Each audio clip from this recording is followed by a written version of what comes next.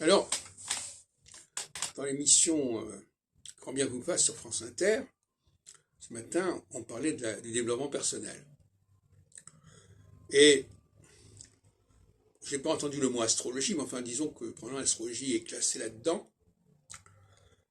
Et on est, c'est une erreur. Alors évidemment, il y a une certaine forme d'astrologie qui est individuelle. Le thème natal, par exemple, Barbeau a écrit un bouquin en 61, publié un bouquin en 61, qui s'appelle de la psychanalyse de l'astrologie, entre autres. C'est l'idée que le thème natal permet de circonscrire la personnalité. C'est ce que dit aussi Rudyard à sa façon, probablement. Et à mon avis, le thème natal envoie l'astrologie dans une fausse piste, dans une fausse direction. Par contre, quand on dit qu'on est de tel et tel signe,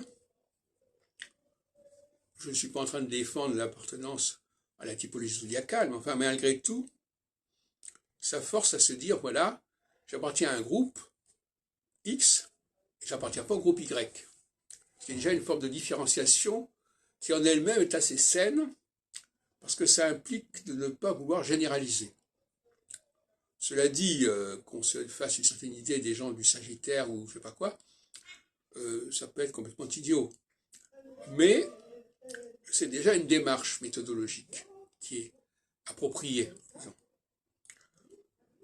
Pour moi, l'astrologie n'a rien à voir avec l'astrologie, le développement personnel, si ce n'est que le développement personnel, c'est toujours un résultat, un effet de telle et telle pratique, de telle prise de conscience. On parlait ce matin justement sur cette émission de la conscience sociale. Alors la conscience sociale, elle ne est possible que si l'on a une société qui est structurée de manière pertinente.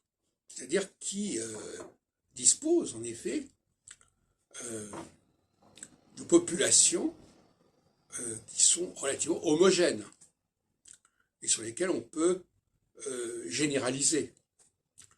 Plus le groupe considéré est confus et mixte, et moins il sera possible de généraliser, et plus on arrivera à l'idée que tout est un cas particulier, ce qui est une mauvaise façon de fonctionner.